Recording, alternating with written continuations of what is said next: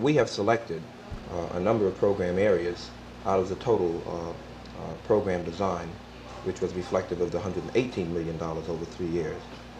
These programs have been selected because they represent programs that will, in a sense, prepare people in the community for the more institutional type programs that will come after, so that it's arts and culture, it's after-school remediation, it's development of neighborhood boards, it's the Cadet Corps program, it's Harlem Youth Unlimited, which is a separate youth operation that we will be developing. Cyril, would you come up now? At this time, I'd like to present to you one of the first series of medallions presented to the honorary board members of the 100 Black Men.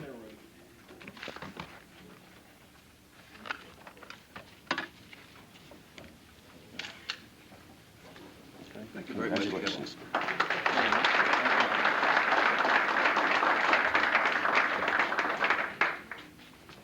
I want to make it clear that I'm not as old as the rest of the guys. I said that when I came in. All of those guys, I'm not as old. I was their first attempt to refresh the organization. And I see some people here that I've worked with over 36 years ago. I'm happy and honored and flattered to receive a medal like this, particularly while I'm alive. I've, as a former athlete and a public official, I've received many awards. I will cherish this the most. I don't smoke the cigars anymore. I will cherish this the most because it's been given to me by my peers. The people who I've worked with, who I grew up with, who we fought and argued and talked about the better ways to make things happen for black people in this country. I would like to say one thing. One of the problems we've had within our communities is putting the burden on any one organization to do everything for everybody. I remember when people said, well, Urban League wasn't doing enough and NAACP wasn't doing enough, not understanding that they had different mandates, and the main thing was that they did well what their mandate was and what they were organized to do. And a lot of people have said, well, 100 black men are now middle-class blacks. You know, we started out with really only governmental people at the beginning because there wasn't anybody else. There wasn't much of us. And then we said we got businessmen in and we talked that through and so on. It's been broadened. But I've heard the complaints, young people saying to me, oh, they don't do anything. They meet and have fun and all that sort of business. You can't do everything for everybody. We represent a quality of leadership. We tackle serious issues. We take positions on issues. But what is important, and we have done it, is we figure out a way to help other people do the things that they know how to do best. And that's very important. I want to leave one word about what I would like to see in the years ahead. I would like to see us figure out a way to establish in this town a think tank. We've got now presidents who are black, affiliated with colleges and universities. I think we need a think tank. I think we need a place to put all these folks, judges and others, when they retire and have all their best wisdom, and nowhere to put it in a place where they're close to research and academia, where they can go in and out, where students can relate to them, and where, for God's sakes, I can see some black folks talking on the news programs on Sunday and the public service programs, and they're asking, what's your position about Africa or whatever. I always see somebody from Georgetown University, strategic, whatever, given a position of international consequence.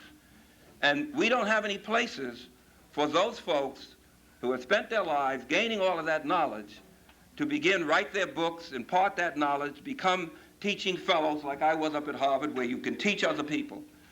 And I think that we now have the clout, we have the leverage, we know where the bodies are, and I think that we could go a long way towards helping something like that get established in New York. Not for us to run it, but for us to create the context within which black folks from around the country appropriately can spend time doing their research and writing their books and playing their role in the development of both domestic and international policy. Thank you very much.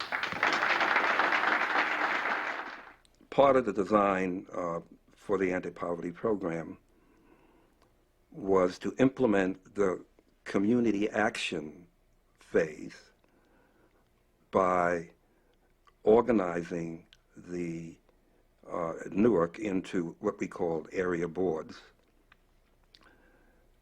because it made it more manageable for people to participate.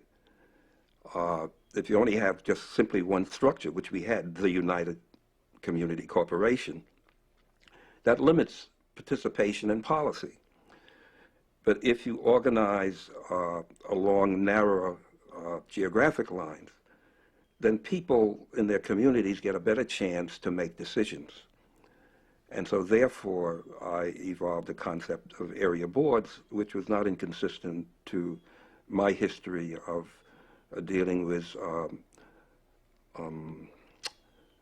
Harlem, and my notion about participation many years earlier when I was a staff person that organized the Two Bridges Neighborhood Council in the Lower East Side, which still exists. So it was simply consistent with my view of participation that didn't come out of the spur of the moment.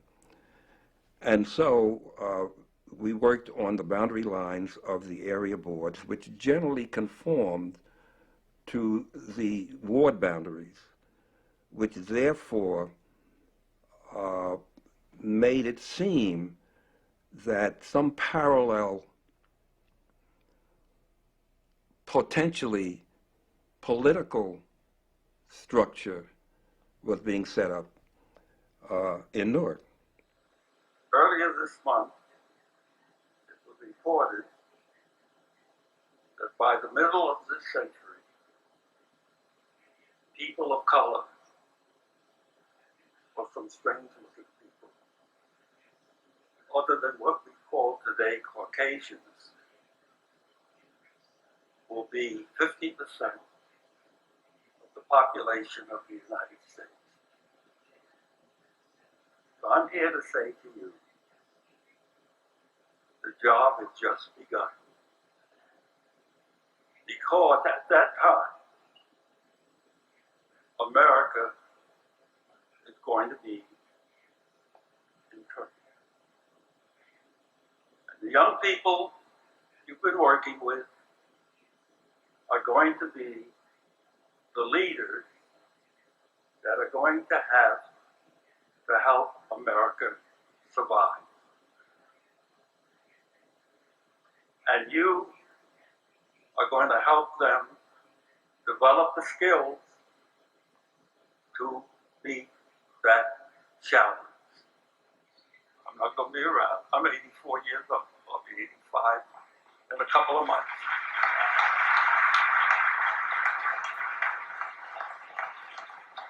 Thank you. But I want you to keep that in mind. It's not over because you beautiful people have done a tremendous job. It's just beginning. Thank you.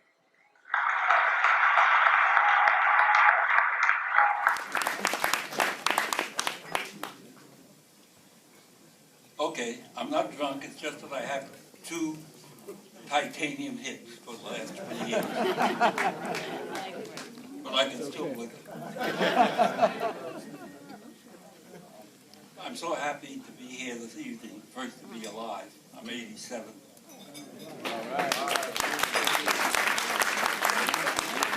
And to see the development over these years of the organization. Some people have said to me over time, well, what's taken 100 men so long? How come they're not tackling this, that, and the other?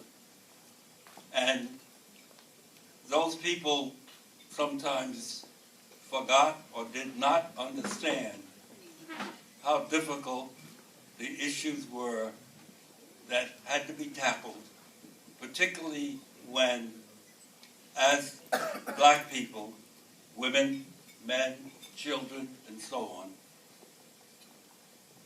were not connected in a way that they could deal with these issues.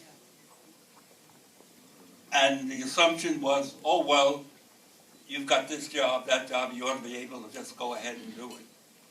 They didn't know how insidious it was that even the governments whether it be city government or federal government or state government, found ways to make sure that you really couldn't get together, that you could not have what I always call the multiplier effect, that your individual talents meshed with others could in fact begin to create the change.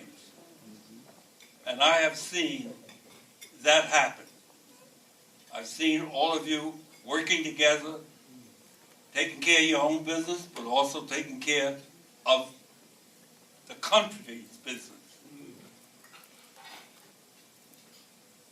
I see gray hairs for people I've known for some time. Even our president has turned gray.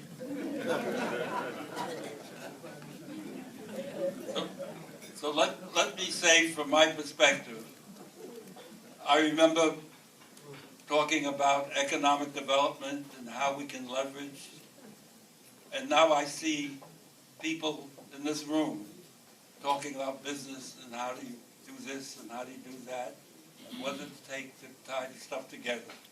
And at the same time, working with our youth, bringing them along, creating the environment where they can move and be successful down the road.